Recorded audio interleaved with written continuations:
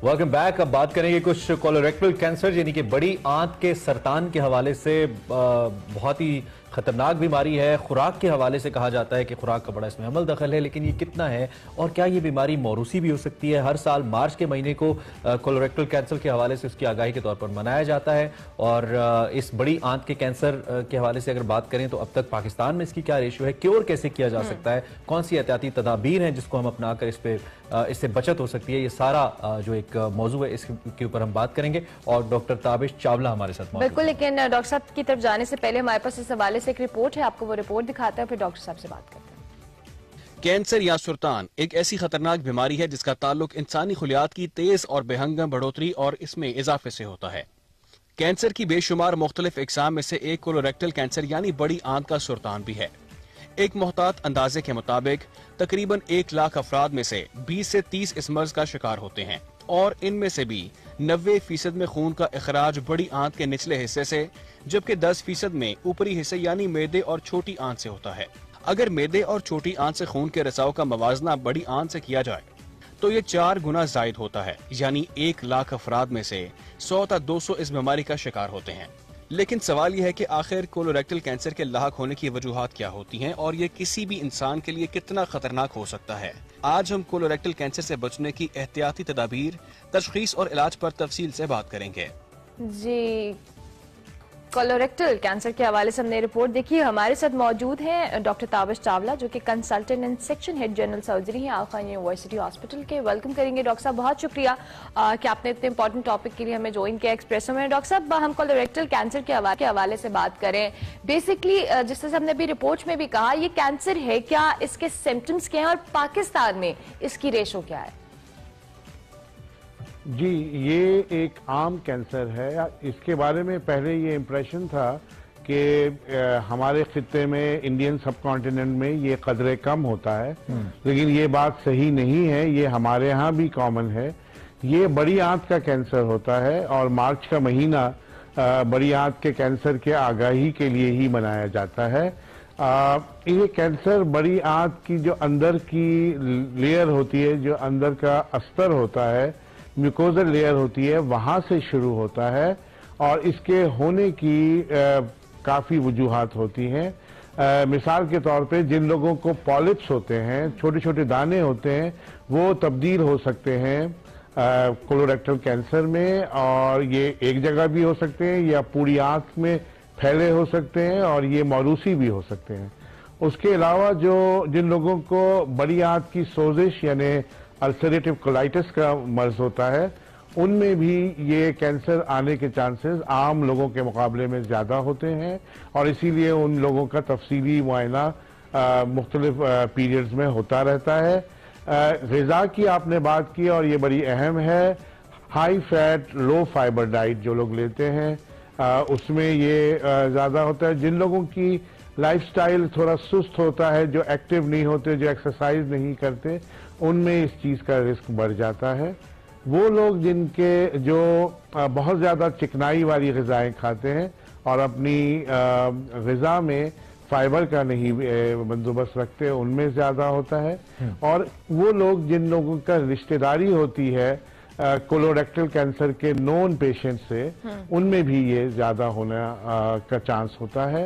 तो ये चीजें हैं जो कोलोरेक्टल कैंसर की होने की बाइस बनती है। डॉक्टर साहब, निशानियां क्या हैं इसके, सिम्टम्स क्या हैं बड़ी आंत के कैंसर की? जी, सबसे अहम सिम्टम और जिसको मेरा ख्याल है कि हमें जोर देना चाहिए, बड़ी आंत के कैंसर में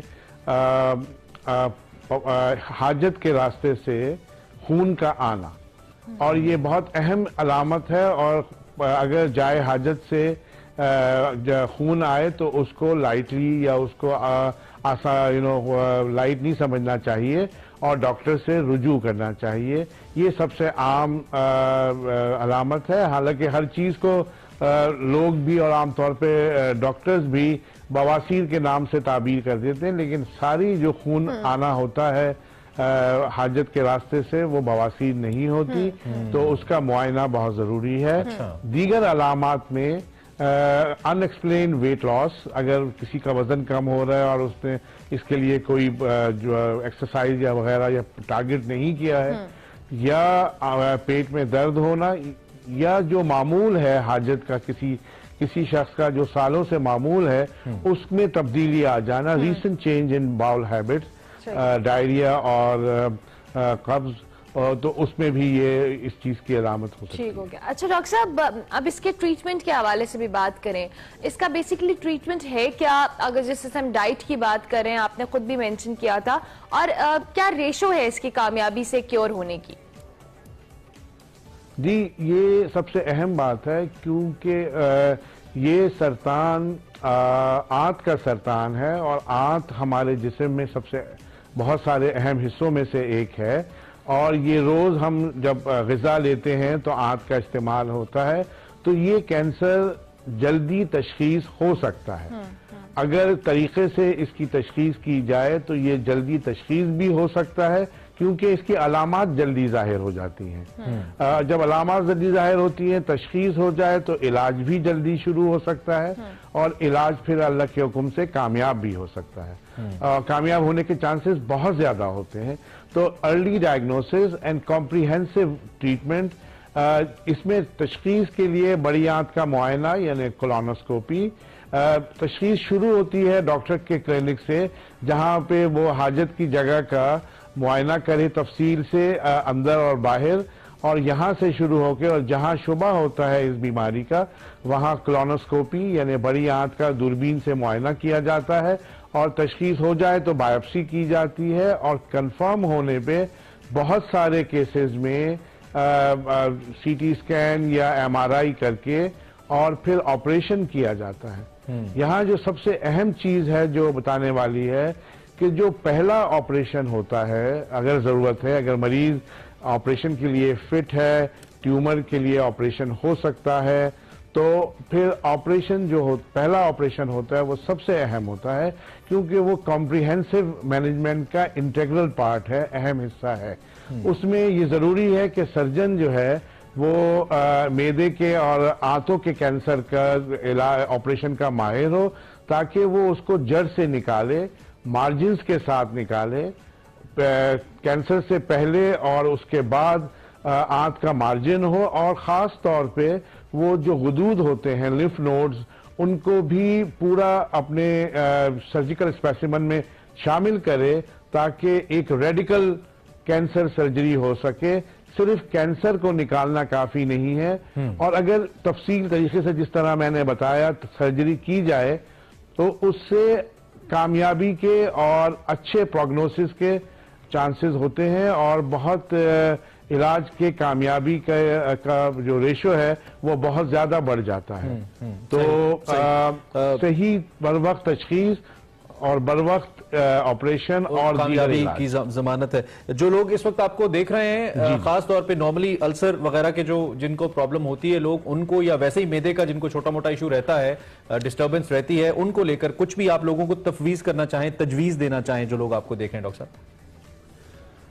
देखिए, जो अलामात कुछ अरसे के लिए हों, एक दो दिन के लिए हों, वो खत्म हो जाएं तो फिर तशवीश की बात नहीं है। लेकिन जब भी कोई परसिस्ट करे, कोई अलामत, चाहे पेट में दर्द है, मरोड़ है, कॉलिक है, पखाने के रास्ते खून का आना है, हद से ज्यादा तेजाबियत है, अगर ये अलामत कुछ अरसे से ज्यादा परसिस्ट करे, चलती रहे, तो उस सूरत में डॉक्टर से रुजू करना बहुत जरूरी है, ताकि वो अगर ऐसी कोई चीज शुरू हो रही है तो उसको उसी वक्त बर वक्त उसको तशखीस हो जाए और इलाज शुरू हो जाए। तो अलामात को लाइटली लेना चाहिए, हाजत के रास्ते से खून के आने को अहम समझना चाहिए, और डॉक्टर को रुजू करना चाहिए, और डॉक्टर्स को भी तफसीली मुआयना करना चाहिए, खासतौर पे हमारे जो कोलीग्स हैं वो मुआयना करें। बहुत शुक्रिया। डॉक्टर ताबिश चावला हमारे साथ मौजूद थे, कोलोरेक्टल कैंसर के हवाले से हमें बता रहे थे। मार्च के लिए डेडिकेटेड भी होता है ताकि लोगों को अवेयरनेस दी जाए। यूजुअली बात नहीं होती, बात नहीं होती। खैर, इस पे हमने आपको तफसीली तौर पे आगाह किया। ब्रेक लेते हैं, ब्रेक के बाद आते हैं।